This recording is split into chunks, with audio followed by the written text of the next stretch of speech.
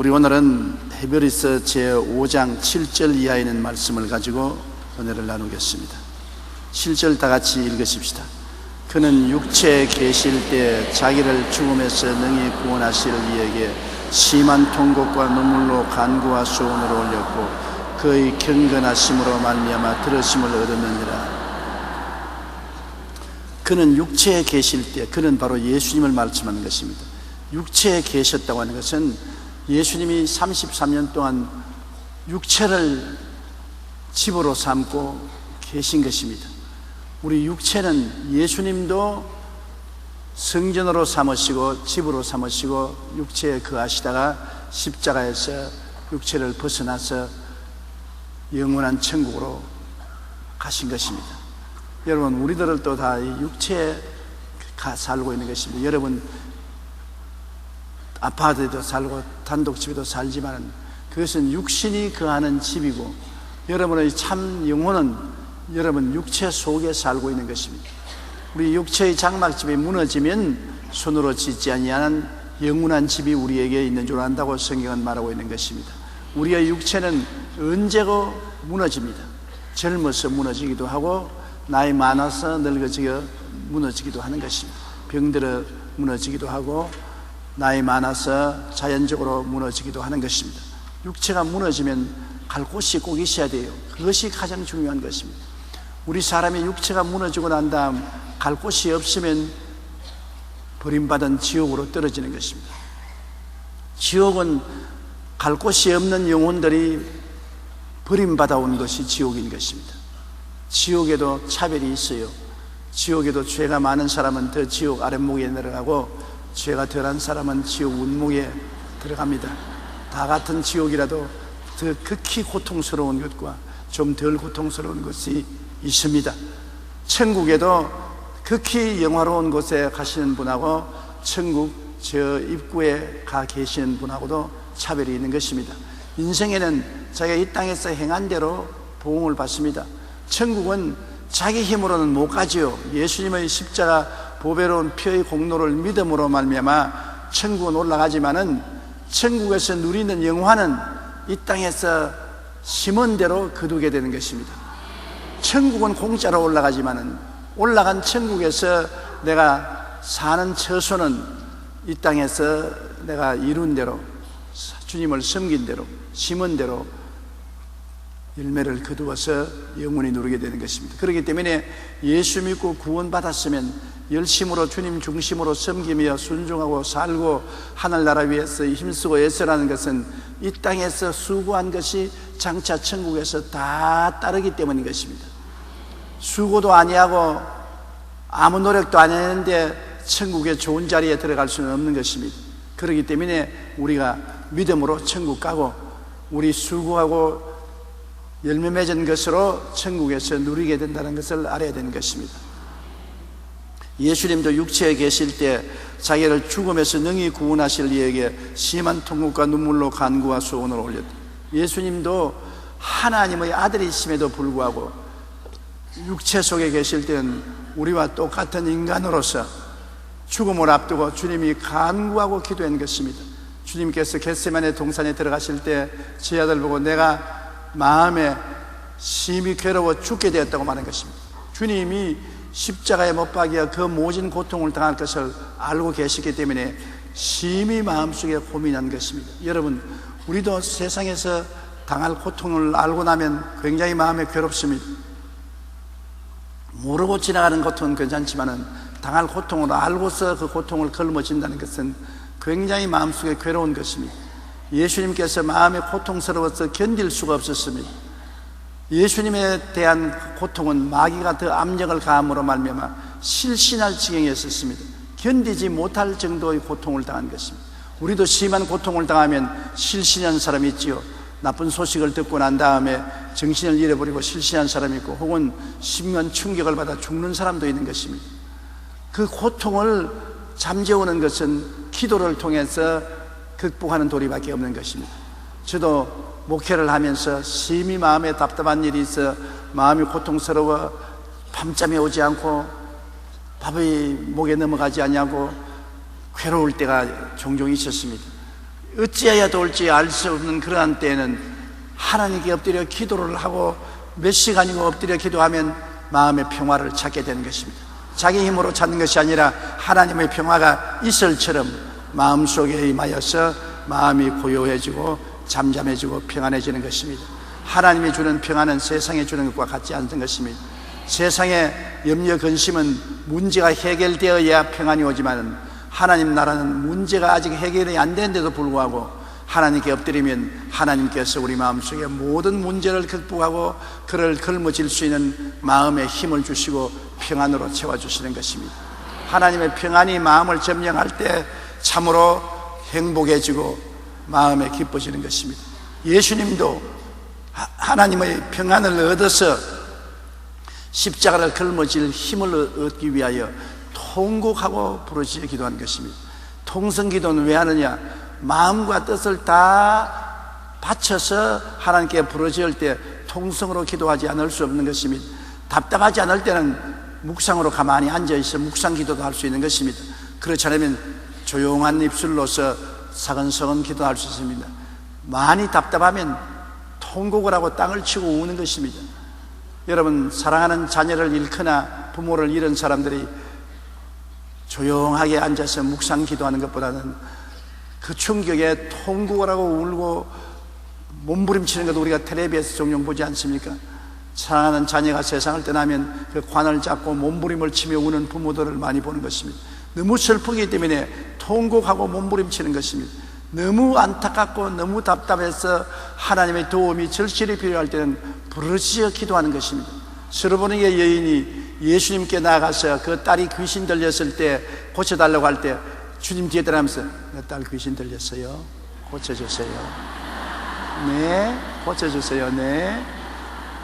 그렇게 했습니까? 아닙니다. 너무나 마음에 고통스럽고 딸이 귀신 들려 괴로워하니까 견딜 수가 없어서 주님께 부르짖었습니다. 다윗의 자손 예수여, 나를 불쌍히 여겨 주시옵소서. 내 딸이 흉악히 귀신 들렸나이다. 귀신 들렸나이다. 고함을 치니까 예수님이 못 본 채 하고 지나가니까 제자들이 보기에 안타까웠습니다. 그냥 생글생글 웃고 따라갔으면 안타까울 리가 없지요. 너무나 통곡을 하고 가슴을 치고 따라오니까 제자들이 예수님께 주님, 저 여자가 심히 고통을 당하고 괴로워하면서 따라오니 도와주시지요. 예수님이 나는 이스라엘의 이런 자를 찾아왔지 아직 이방인의 때가 오지 않았으므로 이방인들을 도와줄 수 없다고 단호히 거부했습니다. 그런데 예수님이 가는 길을 앞을 막고 엎드려서 주님이 쓰여 나를 불쌍히 여기소서. 내 딸이 흉하게 귀신 들렸나이다. 호함치고 주님께 몸부림치며 부르짖으니까 주님이 자녀에게 줄 떡을 취해서 개에게는 못 준다. 지금은 아직 이방인의 때가 아니므로 이방인은 개다. 자녀에게 줄 치료의 떡을 개에게는 주지 못한다. 그 부인이 얼마나 마음에 간절한지, 옳소이다. 나는 개라도 좋습니다. 개도 자녀들이 먹는 박사믹돼서 부스러기는 얻어먹는데 내게 부스러기라도 주십시오. 너무나 간절한 그 호소에 주님이 오 여자여, 내 믿음이 크도다. 내가 이 말을 했으므로 귀신이 내 딸에게서 나간다니라. 고침을 받은 것입니다. 부르짖어서 응답받은 것입니다. 성경에도 예레미야서 33년 3절에 너희는 내게 부르짖으라고 하는 것입니다. 부르짖는 것이 뭡니까? 조용한 말로 말하는 것이 부르짖는 것입니까? 아닙니다. 목이 쉬도록 호함을 치고 외치는 것이 부르짖는 것입니다. 외치지 않으니까 자연히 땅을 치게 되고 가슴을 붙잡게 되고 몸부림을 치게 되는 것입니다. 울며 외치며 부르짖어 기도하는 것은 간절한 기도가 되는 것이고, 그 기도가 마귀의 장박을 흐러뜨리고 마귀의 저항을 물리치고 하나님 보좌에 상달되는 기도가 될 수 있는 것입니다. 우리 여의도 순복음교회 통성기도 한다고 사람들이 비난을 많이 하지만은 통성기도를 하기 때문에 우리 교회가 많은 하나님의 은혜를 받게 되고 응답을 받게 되고 사람들이 자유를 얻게 되고 성도들이 많이 찾아오게 되는 것입니다. 너희는 내게 부르짖으라는 말 잊지 마시기 바랍니다. 내가 마음이 다 평안하고 좋을 때는 주님께 조용히 기도하고 조용히 찬송할 수 있어요. 나쁜 건 아닙니다. 조용하게 기도하고 조용하게 찬송하고 또한 묵상기도 할 수 있습니다. 저는 비행기 타고 장시간 여행할 때는 언제나 묵상기도 합니다. 비행기 타고 가는데 비행기 자리에 앉아서 주야! 고함을 치면 온 비행기에 탄 사람이 다 미쳤다고 하지 않겠습니까? 그럴 때는 조용하게 하나님 앞에 머리 숙여서 간절히 기도해도 조용하게 간절하게 기도하지 부르시지 않습니다. 그러나 교회에 왔어야 못 부르실 리가 어디 있는 것입니까? 교회는 하나님 계신 곳이고 성도들이 모이는 곳입니다. 사람들이 체면 볼 필요 없는 것입니다. 학교도 아니고 시장터도 아닙니다. 교회는 하나님 만나는 처소입니다. 교회에 와서 고함치어 부르시지 못한다면 어디에서 고함치겠습니까? 제가 서대문에서 목회할 때 교인들이 교회에 와서 통곡을 하고 부르짖어 기도하니까 그때는 많은 사람들이 비난했습니다. 지금은 어느 교회든지 다 성령 역사가 임하고 다 통성으로 기도하지만 그때는 통성으로 기도하는 교회가 극히 드물었습니다. 근데 서대문에서 우리가 모여서 땅을 치고 통성으로 기도하니 서대문 일대에 그 소리가 다 들렸습니다. 사람들마다 참 별한 교회도 다 있다. 하나님이 귀가 먹으셨냐 부르짖고 외치게. 조용하게 기도하면 하나님이 모를 리가 있느냐. 골방에 들어가서 기도하는데 무슨 저렇게 고함을 치느냐. 그래서 제가 늘 대답하기를, 여기에 서대문 우리 교회에 나오는 사람은 답답한 사람이 나옵니다. 전라도나 경상도에서 서울에 살러 와서 집도 없고 절도 없습니다. 직장도 없고 먹을 것도 없습니다. 하루하루 품팔이해서 먹고 사는 사람이 얼마나 마음에 답답하고 한이 맺혀서 그 한을 풀 곳이 없습니다. 판자촌에 가서 부르짖을 수 없습니다. 딱딱 붙은 집에 고함 쳤다가는 이웃의 몰매를 맞을 수밖에 없습니다. 원한을 풀 곳이 없습니다. 그렇기 때문에 어디 가서 부르짖고 웁니까? 하나님 앞에 나와서 교회밖에 부르짖을 데가 어디 있습니까? 교회에 와서 통곡하고 부르짖고 외침으로 마음의 위로를 받고 평안을 얻을 수 있으므로 나는 저들의 울부짖음을 중지시킬 수가 없습니다. 아버지 앞에 나와서 못 부르짖으면 누구에게 부르짖겠습니까? 친정집에 와서 울고 부르짖지 못하면 시집에서 울고 부르짖다가는 몰매를 맞고 쫓겨나지 않겠습니까? 그러므로 내버려 두십시오. 그렇게 늘 제가 변명한 적이 있습니다. 정말이지 아버지 앞에 나와서 부르짖지 누구에게 부르짖을 수 있는 것입니까?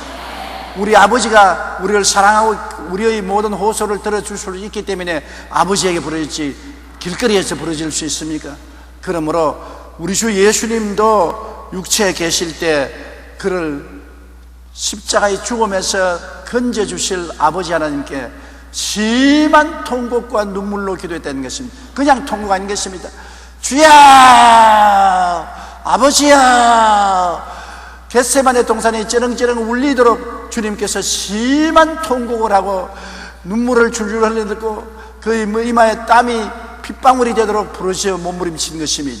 그래서 하나님이 그 기도를 들으시고 예수님의 마음에 심한 고통과 괴로움을 잠잠케 할 수 있도록 평안을 주시고 주님께서 나중에는 평안한 마음으로 안나스와 가야바의 뜰에서 신문당하고 빌라도의 뜰에서 신문당하고 매를 맞고 십자가를 걸머지고 갈 수 있는 것은 마음의 힘이 있어서 그런 것입니다. 마음의 힘이 없으면 살아갈 수가 없어요. 육신의 힘도 힘이지만은 마음의 힘이 더 중요한 것입니다. 마음이 불안하고 공포에 떨면 육신의 힘은 아무것도 아닌 것입니다. 근데 육신이 아무리 약해도 마음의 힘이 딱 들어가 있으면 육신의 약한 것을 극복할 수가 있는 것입니다. 우리 예수 믿는 사람은 육신의 힘을 가지고 살지 않고 마음의 힘으로 사는 것입니다. 마음에 무슨 힘이냐? 마음속에 예수님이 와 계시기 때문에 부활하신 예수님을 성령으로 모시고 마음의 힘으로 사는 것입니다. 어려움을 당할 때 기도하고, 주여, 나는 눈에는 아무 증거 안 보이고 귀에는 아무 소리 안 들리고 손에는 잡히는 건 없어도 내 마음속에 주님이 계심으로 주님과 함께 삽니다, 믿습니다 하고 나가면 어떠한 흑암도 물리치고 살아갈 수 있는 것입니다. 마음의 힘, 이것이 진짜 힘인 것입니다. 마음의 능력, 이것이 진짜 능력이지요. 내가 마음에 할 수 있다, 하면 된다, 해보자, 마음의 긍정적이고 적극적이고 창조적인 믿음을 가지고 환경을 극복하고 나가면 모든 것을 해치고 승리할 수가 있는 것입니다. 성경에는 사람의 마음은 그 병을 능히 이기거니와 심령이 상하면 누가 저를 일으키겠느냐. 마음은 육신의 병도 이깁니다.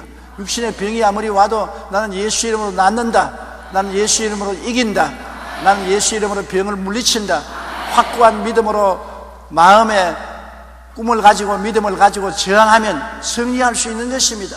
어떠한 가난과 역경이 다가와도 마음으로 낙심하지 아니하고 주님을 의지하고 주께서 나를 돕는 자신이 내가 두려워 아니하겠노라. 사람이 내게 어찌하리요. 예수님을 의지하고 나가면 역경과 어려움도 이겨낼 수가 있는 것입니다. 사람은 육신의 사람이 있고 심령의 사람이 있는데 세상 사람들은 육신의 사람으로 살기 때문에 육신의 환경에 사방으로 우겨 쌓이면 박살이 나고 마는 것입니다. 우리는 사방으로 우겨 쌓여도 쌓이지 않은 것은 마음의 힘으로 살기 때문인 것입니다.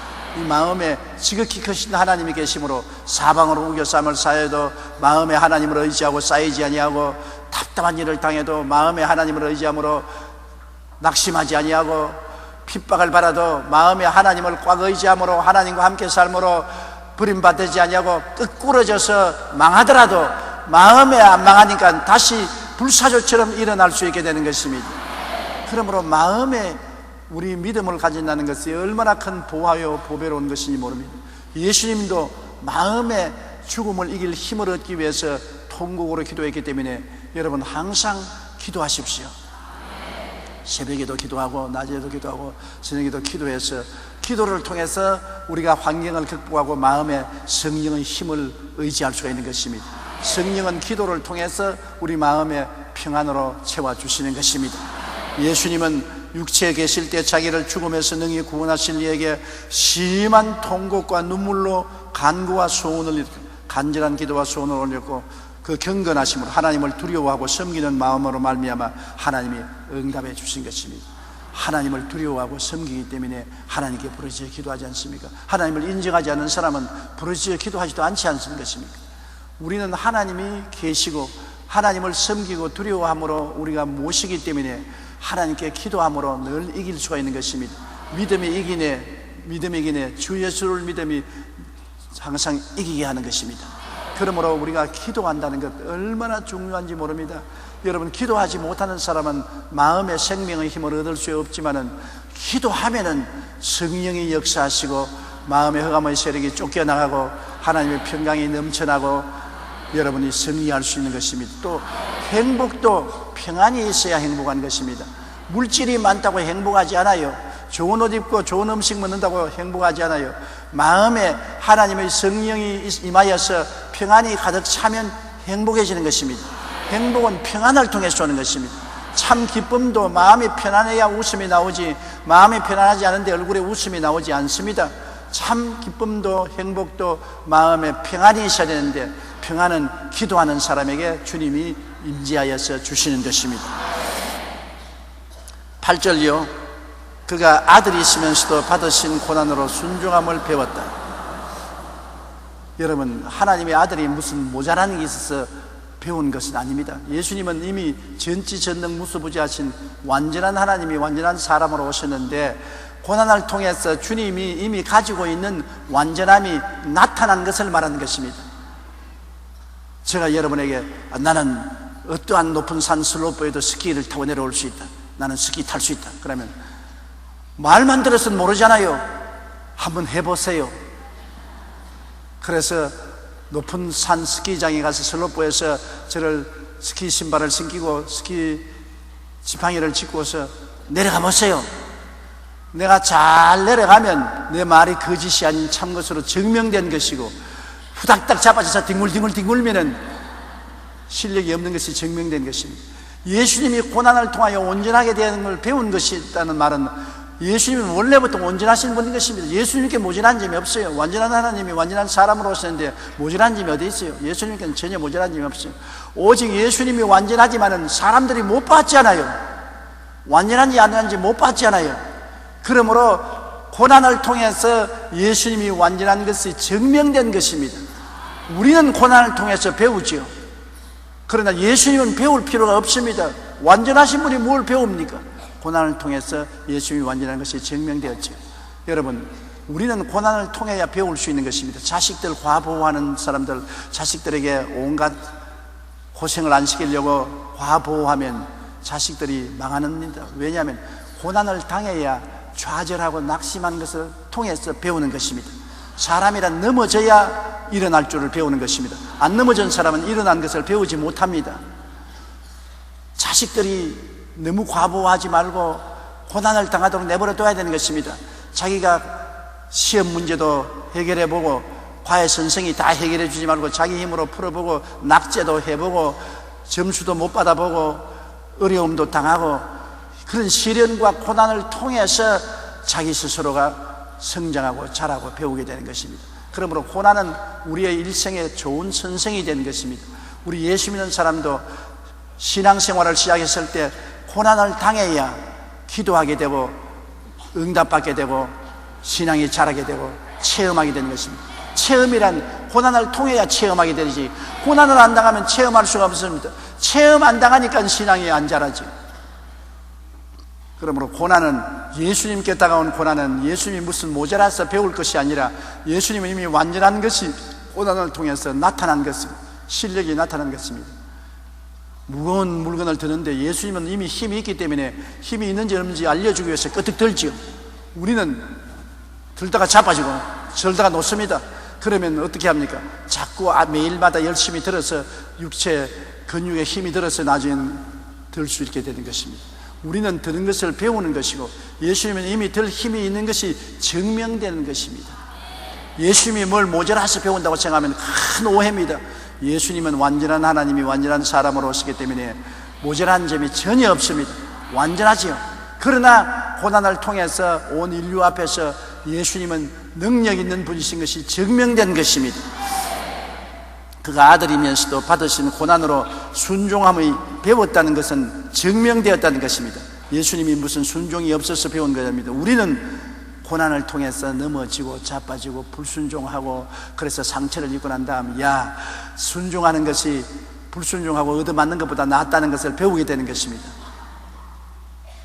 강아지도 그렇잖아요. 부뚜막에 올라가지 말라고 하는데 자꾸 올라가면 때려야 얻어맞아야 안 올라가는 게 낫다, 올라가다가 얻어맞는 것보다 안 올라가는 것이 낫다, 순종함을 배우는 것입니다. 고난을 통해서 얻어맞아야 배우는 것입니다. 어린아이도 자꾸 불을 켜놓으면 불을 자꾸 손으로 잡는데 과부에서 잡지 마라 하면 평생에 뜨거운 것이 뭔지 모릅니다. 불을 자꾸 잡으려고 하면 잡도록 내버려 놔요. 지가 잡으면 너무 뜨거워가지고서 나중에 불만 보면 안 간다고 합니다. 고난을 통해서 배우는 것입니다. 고난을 안 통하면 배우지를 못해요. 그렇기 때문에 우리는 고난을 통해서 순종함을 배우는 것입니다. 순종하는 것이 훨씬 낫더라, 순종 안 하고 매 맞고 고통당하는 것보다 훨씬 낫다, 그것을 배우게 되는 것입니다. 우리가 공항지에 가면은 들어가지 말라고 철책을 쳐놨잖아요. 왜 철책을 쳐놨느냐? 까짓거 나는 철책 같은 거 필요 없다고 뛰어넘어갔다가 벼락에 뒹굴어 가지고서 붕대 투성이가 되고 병원에 다리가 부러져서 입원해 봐야 그 다음부터 철책 보면 어이구 저 건너가지 말아야지, 저 큰일 난다고. 고난을 통해서 배우게 되는 것입니다. 십계명이란 바로 철책인 것입니다.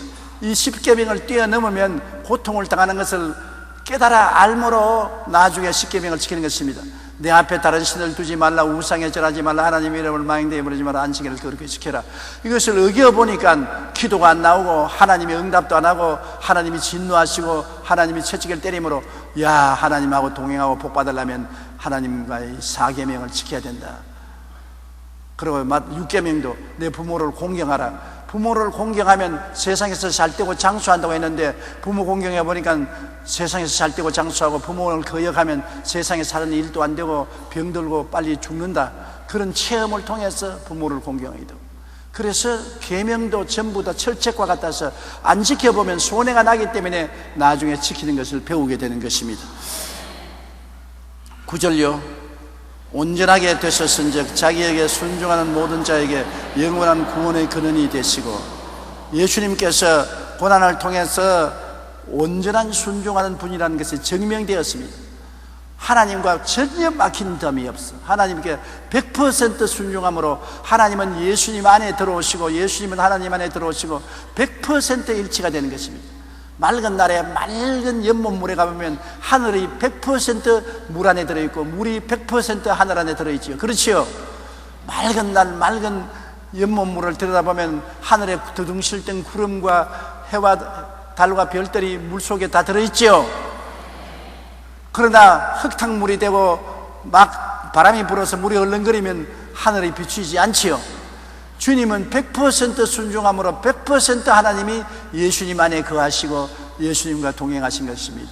우리는 흙탕물이 있어 죄를 짓고 세상 탐욕으로 얼렁거리기 때문에 하나님이 100% 우리 속에 들어오실 수가 없는 것입니다. 그러나 예수님은 온전하게 되었은즉 이제 주님을 따라오는 모든 자에게 영원한 구원을 줄 수 있는 권한이 있는 것입니다.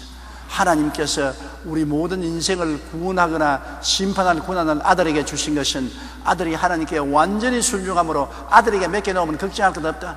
여러분도 여러분의 자식이 부모에게 전적으로 순종하면 부모가 모든 것을 맡길 수 있습니다. 가정 재반사를 맡기고 심지어는 저금 통장까지 맡길 수 있습니다. 제에게는 맡겨놓으면 100% 안전하다, 괜찮다. 그러나 자꾸 사기 쳐먹는 거짓말하는 아들에게는 맡길 수가 없어요. 언제 문서 맡겨놨다가 집 팔아먹어버리고 도장 맡겨놓으면 뭐 전답도 다 팔아먹고 저금도 다 뽑아먹을지 모르니까 그런 불순종하는 아들에게는 중요한 것을 맡길 수가 없어요. 그러나 순종하는 자에게는 전적으로 맡길 수 있습니다. 제가 신학교 다닐 때 우리 하나님의 성회는 구제단체이기 때문에 미국에서 오는 구제 물자가 매달마다 인천에서 배로서 많이 싣고 왔어요. 치즈, 바다, 옷까지 종류, 뭐 가정생활 도구가 굉장히 와서 우리 창고에 꽉 들어차 있었습니다. 교단에 속한 목사들이나 장로들이나 평신도들이 모두 다 그 창고만 보면 침 꿀꿀 삼겼습니다. 그래서 그 창고의 열쇠는 선교사가 딱 가지고 절대 안 내죠. 그때 존 스테스 목사님이 우리 학교 총장이고 총회장이고 선교사였는데 열쇠를 쥐고서 절대로 안 내놔요. 절대로. 그래서 사람들마다 선교사에게 아부하고 겁신거리고 손을 비비고 그게 깡통이라도 몇 개 얻어먹으려고. 그런데 이 미국 사람들은 정직해야 된다는 것을 어릴 때부터 뼈에 사무치도록 교육을 받았습니다. 정직해야 된다는 것, 그것을 굉장히 강조합니다. 그래서 그 열쇠를 아무에게도 안 맡겼어요. 그런데 제가 신학교 들어와서 1년 동안 그 교장 선생님 통역을 하고 비서 노릇도 하고 학생 노릇도 했습니다. 1년이 지나고 난 다음 그 열쇠를 내게 맡기는 겁니다. 조 목사는 이 열쇠를 가지고서 이 모든 물자를 관리하라. 아니, 나를 어떻게 믿고 열쇠를 맡깁니까? 내가 1년 동안 지나보니까 자네는 믿을 수가 있다. 자네는 거짓말 하지 않고 절대로 내 말에 복종하고 순종하는 사람인 것을 내가 알았기 때문에 열쇠를 맡깁니다. 그 다음부터 내가 열쇠를 찾죠. 아따, 조그마한 학생을 보고 목사님들이 와서 절을 하고 교수님들이 나에게 짜장면 대접을 다 해주고 굉장한 대우를 받았습니다. 그래서 눈 한 번만 감고 한 트럭만 씻고 나가자. 밤에 창고만 열면 한 트럭만 씻고 나가면 우리 박치는 것이니까 나도 먹고 너도 좀 나눠줄 테니까 팔자 한번 고치자. 제가 절대로 열쇠를 안 주거든. 나는 죽어도 안 줍니다. 나중에 나를 모함해가지고서 경찰에 잡혀 들어가서 감옥살이까지 만들었습니다. 그래도 내가 열쇠 안 내놓았죠. 그래 놓으니까 나중에 미국 하나님의 성회 본부에서 임원들이 누구를 믿을 수 없어도 조용기는 믿을 수가 있다. 그때 총회에서 문제가 생겨서 저를 총회에서 쫓아내려고 할 때 미국의 선교 부장인 호간 박사라는 분이 그런 말을 한 것을 내가 지금도 기억합니다. 누가 뭐라고 해도 나는 조용기는 믿는다. 다른 사람이 무슨 말로 모함을 하더라도 나는 조용기는 믿는다. 나는 그 말에 지금도 굉장히 감동을 느끼고 있는 것입니다. 사람이 인생에 살면서 정직과 성실과 근면 세 가지가 있어야 성공하는 것입니다. 정직하고 성실하고 부지런하면 못 살 사람이 없는 것입니다. 남 좀 속여 먹는다고 뭘 두려울 게 있는데 속이면은 한 번 속이면 속임을 당한 사람은 다음에는 안 속는 것입니다. 사람이 정직하면 오래오래 사람들의 신뢰를 받을 수 있지만은 한두 번 거짓말하면은 나중에 사람들이 그 말을 믿지 아니하므로 그 사람과 함께 일하려고 하지 않는 것입니다. 또 성실도 그렇습니다. 맡겨놓은 것을 자기 일같이 충성스럽게 하는 사람은 나중에 무슨 일도 맡길 수 있지만은 남의 일이라고 해서 덤성덤성하고 집어치워버리는 사람은 도저히 나중에 일을 맡길 수가 없는 것입니다. 또 부지런하면 여러분 아침부터 저녁까지 열심히 일하는 거 땀 흘리는 사람은 먹고 살게 되는 것입니다. 성경에는 사람은 이마에 땀을 흘려야 먹고 살겠다고 말하는 것입니다.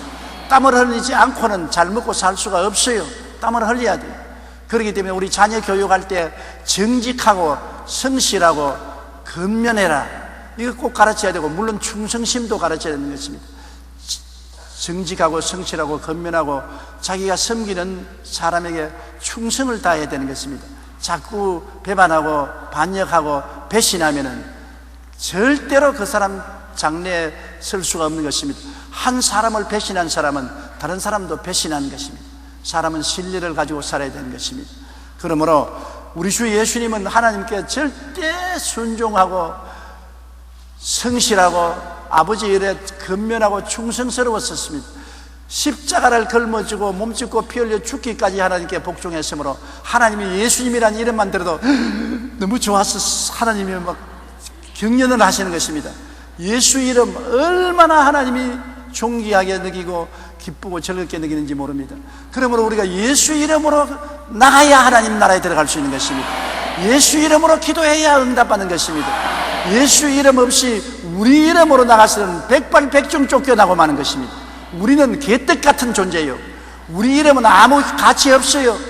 예수 이름을 의지하고 나가야 우리도 존귀하게 되고 영화롭게 되고 인정을 받게 되는 것입니다. 그러므로 예수님이 구원의 원천이 되셨죠. 예수님이 우리 때문에 온전히 순종하시고 몸짓고 피 흘려 제물이 되어주시고 하나님의 뜻을 완전히 이루셨기 때문에 이제 예수님을 통하기만 하면 하나님이 우리 허물을 보지 않는 것입니다.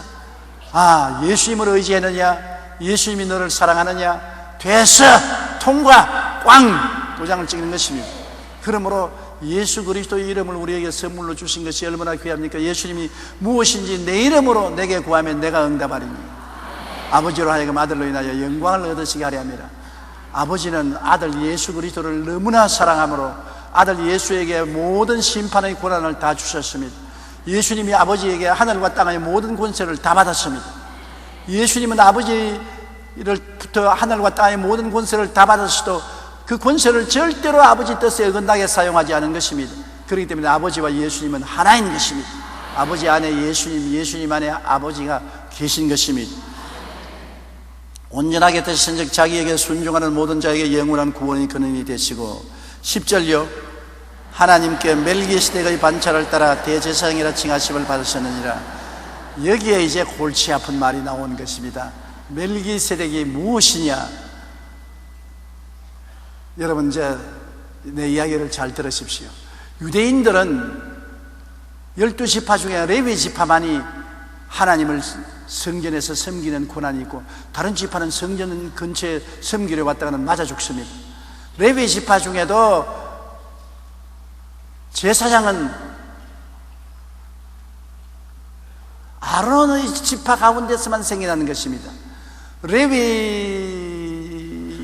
레위라는 12 아들 중에 한 아들의 자손들이 레위 지파가 되는데 레위 지파 중에서도 레위 사람 아론을 하나님이 택하여서 제사장과 대제사장으로 사셨습니다. 아론의 자손 중에 맏아들이 대제사장이 되고 다른 아들은 제사장이 되는 것입니다. 대제사장과 제사장들만이 하나님 성소에서 제물을 드리고 백성들을 위해서 기도해주고 죄사함을 받게 해주고 하나님께 간구하고 하나님을 대비해서 백성들을 축복하는 하나님과 사람 사이의 중보가 되는 것입니다. 그러므로 레위 지파들은 성전에서 성전 기명을 다 정리하고 옮기고 조정하는 일을 하시고 그게 아론의 제사장 집안 식구들은 중보의 역할을 하는 것입니다. 하나님과 이스라엘 백성 사이에 중보가 되어서 아론의 제사 직분을 통하지 않고는 하나님 앞에 나가서 제물을 드릴 수도 없어요. 오늘날 유대인이 아닌 우리들은 누구가 우리의 중보가 되시는 것입니까? 예수님이 우리의 중보가 된다면 유대인들이 고함을 칩니다.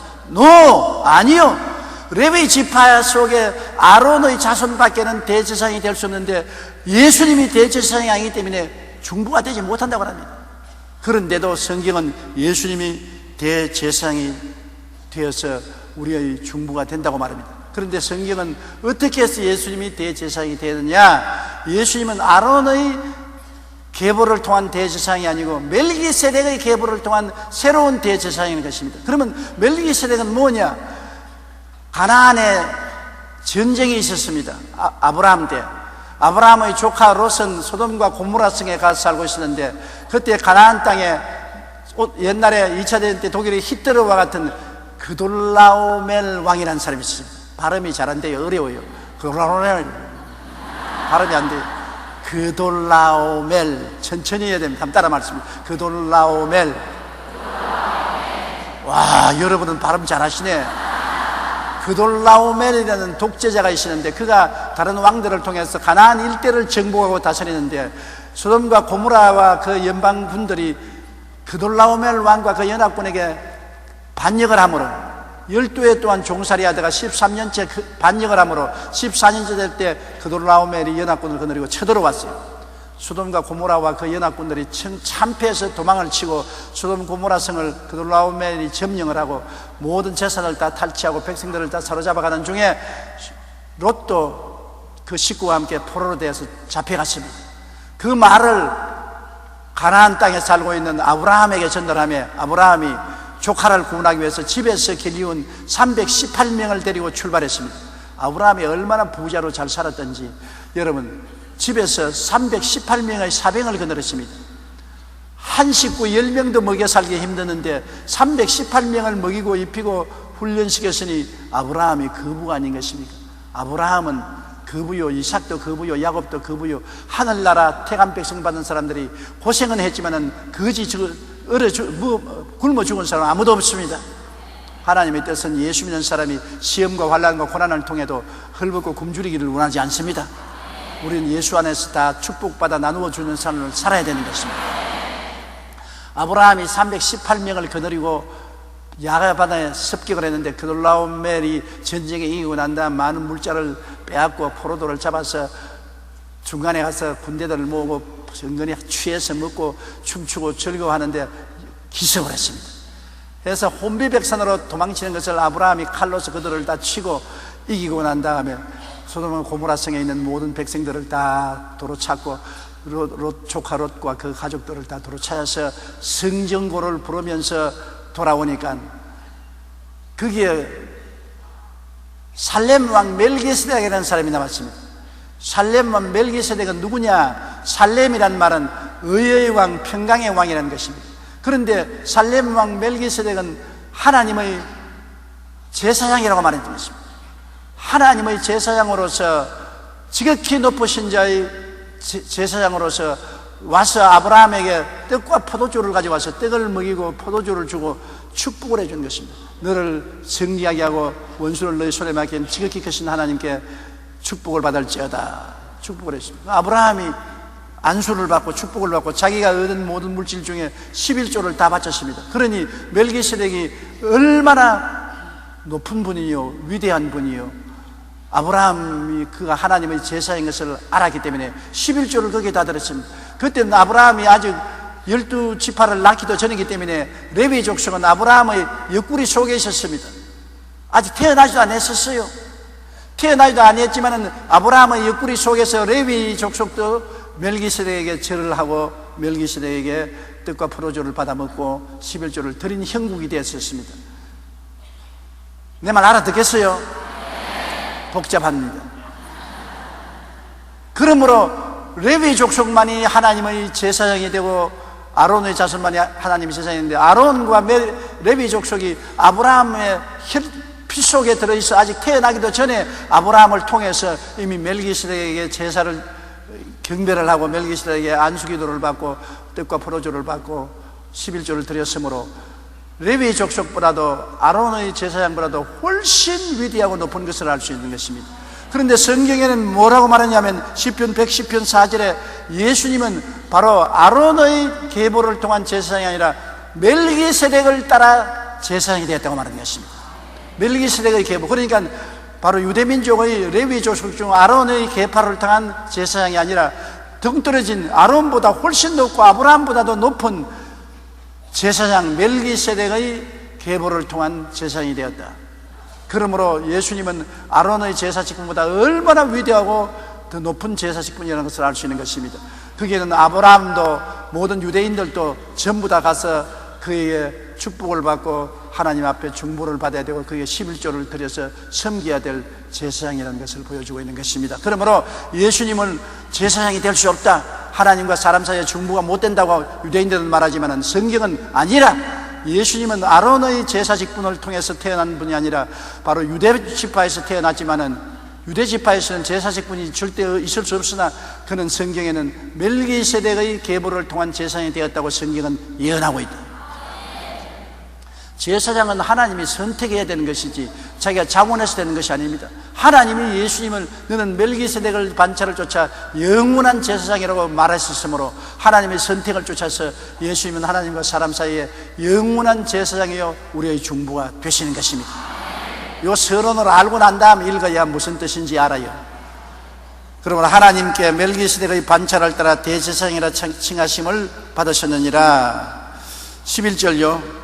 멜기세덱에 관하여는 우리가 할 말이 많으나 너희가 듣는 것이 두나무로 설명하기 어려우니라. 성경도 말했습니다. 알아듣기 힘들 거다. 왜 유대인들은 우리는 절대로 아론의 제사직분 이외에 다른 제사직분은 받아들일 수 없습니다. 예수님은 유다 지파에서 태어나서부터 유다 지파 사람들은 제사장이 못 돼요. 안 돼요. 절대 안 돼요. 안 믿을래요. 안 알아들으려고 합니다. 마음을 닫아놓았어요. 그러나 예수님은 아론의 지파가 아니라 아론보다 더 높은 아브라함이 11조를 드린 가나안에 끝도 밑도 없어 조상도 없고 태어난 날짜도 없고 죽은 날짜도 없는 살렘 왕, 의의 왕, 평강의 왕이었던 멜기세덱의 반차를 쫓아 대제사장이 되었다고 기록했으니 예수님은 바로 멜기세덱의 반차를 쫓아 위대한 대제사장이 아론의 제사식보다 높다. 그렇게 말을 해도 못 깨달아요. 그게 무슨 말이 그런 말이느냐. 분명히 성경에 기록해도 눈이 어두워서 못 보고 귀가 둔해서 못 알아들으니까 성경에도 아이고 답답해라 할 말이 많으나 너희가 듣는 것이 두나무로 설명하기 어렵다. 성경께서도 설명하기 어렵다 하니 우리가 설명하기 얼마나 어렵겠습니까? 여러분 알아들었지요? 그렇게 우리 교인들은 머리가 좋다고 깨닫는다고. 신앙이 있으니까 깨닫지 성경을 공부하지 않고 신앙이 없는 사람은 무슨 말인지 전혀 못 알아들어요. 오늘 여러분 깨닫는 거 보니까 나도 마음이 기쁘고 좋습니다. 하나님 성령께서도 얼마나 기뻐하시겠죠. 12절요. 때가 오래되었으므로 너희가 마땅히 선생이 되었을 때인데 너희가 다시 하나님의 말씀의 초보에 대하여 누구에서 가르침을 받아야 할 처지이니 단단한 음식은 못 먹고 젖이나 먹어야 할 자가 되었느니라. 멜기세덱을 모르는 사람은 단단한 음식을 못 먹고 젖만 먹는 사람이라는 것입니다. 멜기세덱 좀 해석할 수 있으면 성경을 꽤 읽고 성경을 꽤 깨달아 알은 사람은 멜기세덱이 누구라면 아브라함조차도 11조를 바친 하나님이 세운 평강의 왕, 또 정의의 의로운 왕, 영원한 하나님의 제사장으로 계신 그분이 바로 멜기세덱이라는 것을 깨달아 아면 단단한 음식을 먹을 수 있는 잘한 신자 아니겠습니까? 그러나 멜기세덱인지 볼기세덱인지 내가 알 테기 뭐야, 무슨 말인지 모르겠다 하면 너는 죽이나 먹고 단단한 음식을 못 먹는 잘하지 못한 신자라고 성경이 그렇게 말하고 있는 것입니다. 올해 히브리서에서 히브리인들이 올해 예수를 믿었으나 벌써 성경의 선생이 되어야 될 것입니다. 아직 성경의 기초도 알지 못하고 예수님이 멜기세덱을 쫓아낸 제사장이 됐다는 것도 모르고 그러니 답답하게 말할 수 없다는 것입니다. 제가 불광동에서 정말 답답한 사람 봤어요. 불광동에서 어떤 할머니가 와서 자꾸 교회 입구에 서서 교회를 보고 절을 하고 있어요. 그래서 할머니 뭐합니까? 그러니까 아이고 우리 아들이 폐병에 걸려서 나아달라고 지금 하느님께 기도드린다고 그랬어요. 이건 절간이 아닙니다. 절간에서 붙여보고 일하는 것처럼 하지 말고 예수를 믿고 구원을 받아서 예수 이름으로 하나님께 기도해야 되는 것입니다.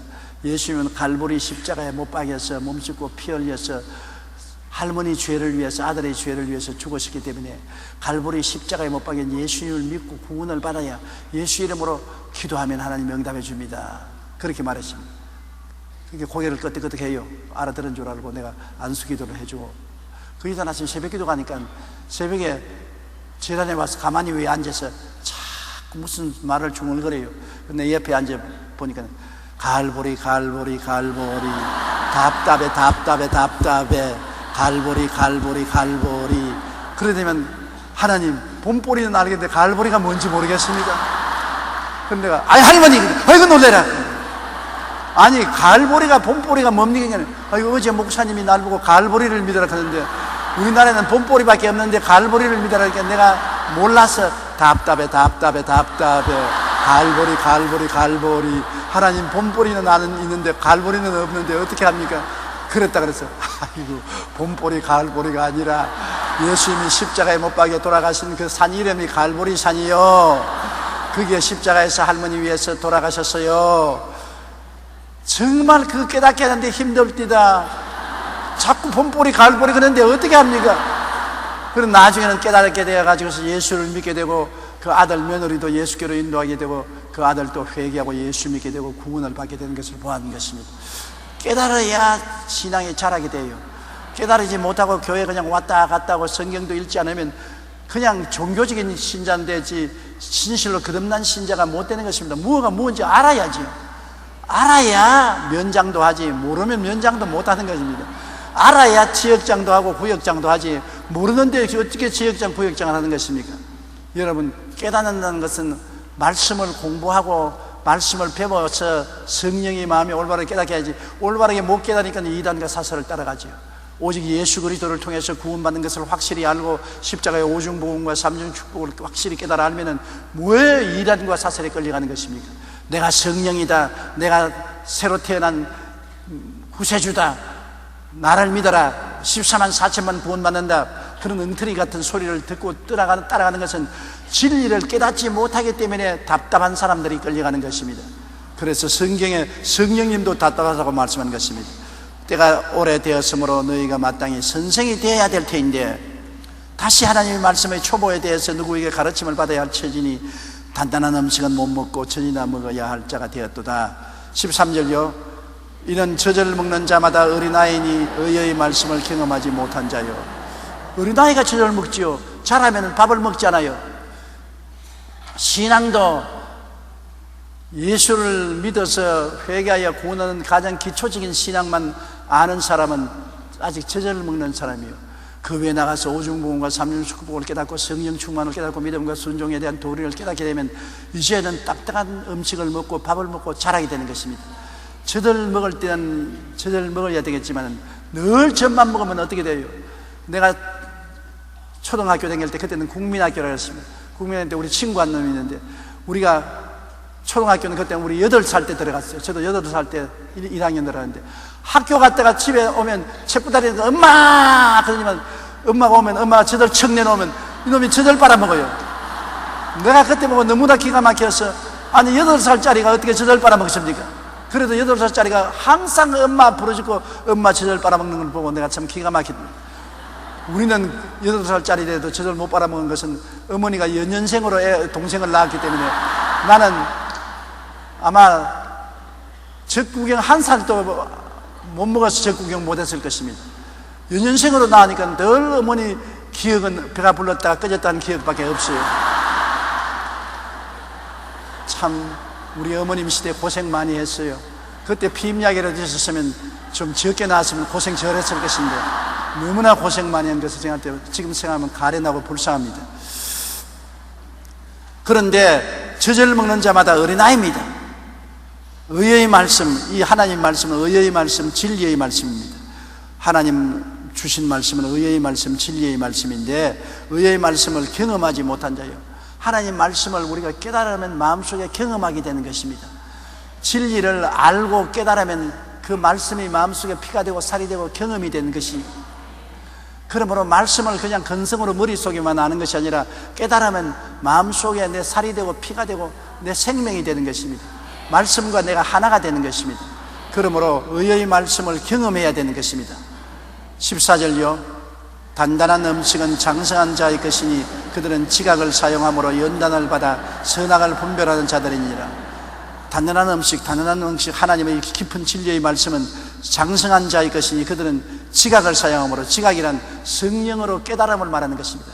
지각은 깨닫는 감각이란 말인 것입니다. 아무리 들어도 무슨 말인지 못 알아들으면 지각이 없는 사람이요, 깨달으면 지각이 있는 사람인 것입니다. 제가 제일 처음에 예수를 믿고 회개하고 구원을 받고 난 다음 너무 기뻐서 히브리서를 펼쳐서 읽었는데요, 흰 것은 종이요 까만 것은 글이더라고요. 무슨 말인지 한마디도 모르겠더라고요. 세상에 예수 처음 믿고 난 다음에 로마서를 들춰봐도 무슨 말인지 모르겠고, 히브리서를 들춰봐도 모르겠고, 구약은 진짜로 정말 모르겠어요. 나중에 지각을 사용하게 돼서 깨닫게 되니까 로마서가 그렇게 좋고 히브리서가 그렇게 좋고 구약 성경이 그렇게 적과 꿀이 없이 단데 지각을 갖지 못할 때는 깨닫지를 못해요. 오늘날 또 여러분이 성령을 받아서 지각을 갖게 되면 말씀을 듣고 읽을 때 아멘으로 깨달아야 되는 것입니다. 설교를 할 때 여러분 들어서 여러분 마음속에 그렇지, 맞았어 그러면 깨달은 사람인데 설교를 듣다 몰라 그럼 깨닫지 못한 사람인 것입니다. 설교를 들을 때 그래 맞았어 그 말이 참말이야 그러면 내 살이 되고 피가 되는데 몰라 무슨 말인지 몰라 그럼 내 살이 되고 피가 안 되고 교회에 와서 다 말씀을 흩뜨게 되는 것입니다. 지각을 가지고 깨닫게 되어야 되는 것입니다. 그런데 장성한 자는 지각을 가지고 연단을 받아서 선악을 분별하는 것은 하나님의 뜻이 무엇인지 깨닫는 것입니다. 뭐 좋고 나쁜 것을 깨닫는 것이 아니라 선악이라는 것은 하나님의 뜻을 깨닫는 것은 선이고 하나님의 뜻을 반대하는 것은 악이기 때문에 하나님의 뜻이 무엇인지 성경을 통해서 깨닫게 된다. 성경을 읽으면서 맞았어, 이것이 하나님의 뜻이야, 이것이 하나님이 원하시는 것이야, 이것이 하나님 기쁘게 하는 것이야. 그래서 내 삶 속에 이 하나님 뜻대로 하여야지 선악을 분별할 줄 알았는데, 그러나 성경을 읽어도 그냥 소설처럼 읽어서 그저 이게 무슨 말인지도 모르고서 그냥 줄줄 읽어 내려가면 선악을 깨닫지 못합니다. 성경을 읽으면 하나님의 선하신 뜻이 무엇인지 깨달아 알아야 되고, 하나님의 뜻이 아닌 것이 악인 것인데 악이 무엇인지 깨달아 알아야 되는 것입니다. 이 지각을 얻어서 점점 마음이 연단을 받는다는 것은 경험을 얻는다는 것입니다. 마음의 지각을 얻어서 성경을 읽고 깨닫는 경험을 얻어서 선악을 깨달아 아는 것이 참 좋습니다. 아담과 하와는 지각이 없고 연단을 받지 못해서 선악과를 분별하지 못하고 따먹었습니다. 분별을 못하고 따먹었으니까 망했죠. 분별을 하고 따먹었으면 안 망했죠. 우리 한국 사람 같으면 절대로 안 먹습니다. 선악과를 따먹으라고 꾀는 뱀을 잡아 먹어버리면 걱정할 것 없잖아요. 우리 한국 사람만큼 뱀 좋아하는 사람 어디 있습니까? 참 아담과 하와에 있던 에덴 동산에 뱀도 채수가 좋아요. 한국 사람 만났으면 절단강산 날 걸 가지고 분별을 하면은 우리가 하나님의 뜻을 깨달아 알고 선을 택하고 악을 택하지 않는데 분별을 못하기 때문에 악한 것에 끌려 들어가는 것입니다. 분별도 연단을 받는다는 것은 경험을 자꾸 해야 돼요. 하나님 말씀을 읽고 자꾸 경험을 하면은 판단이 돼요. 경험을 못하면 이것인지 저것인지 잘 몰라요. 경험을 하면 판단을 하고 깨닫게 되는 것입니다. 6장 1절 우리 읽으십시다. 그러므로 우리가 그리스도의 초보를 버리고 죽은 행실을 회개함과 하나님께 대한 신앙과, 우리 예수 믿는 신앙의 초보가 뭐냐? 초보는 회개하라, 이 초보인 것입니다. 회개하라, 천국에 가까웠다. 회개 안 하고 예수 못 믿지요. 회개하는 것이 신앙의 초보고, 그 다음 예수를 구주로 믿는 것이 초보에 들어가는 길인 것입니다. 회개하고 예수 그리스도를 믿고, 그 다음 2절요. 침례들과 안수와 죽은 자의 부활과 영원한 심판에 관한 교훈의 틀을 다시 닦지 말고 완전한 대로 나아갈지어다. 가장 근본적인 신앙 아닙니까? 회개하고 예수님을 믿고, 그 다음에는 물로 침례받고, 그 다음에는 우리가 축복받기 위해서 성령 받기 위해서 안수받고, 그 다음에는 죽은 자는 부활해서 믿지 않은 자는 심판을 받고 믿는 자는 천국에 들어간다. 가장 기초적인 신앙인 것입니다. 이 기초를 까먹고 난 다음 또 닦고, 까먹고 난 다음 또 닦고 하지 말고, 이거는 이미 졸업장 탔으니까 앞으로 쑥 나가야 되는 것입니다. 여러분, 회개하고 예수 믿어라, 가장 기초인 것입니다. 그 다음에 물 세례 받고 물 침례 받고, 그 다음에 안수기도 받고 성령 받고, 믿는 자는 영원한 천국에 들어가고 안 믿는 자는 영원한 불못에 들어간다. 이거는 예수 믿는 사람 가장 초보적인 신앙으로 다 알아야 될 것입니다. 이걸 모르면 신앙이 되지 않아요. 기초가 되지 않아요.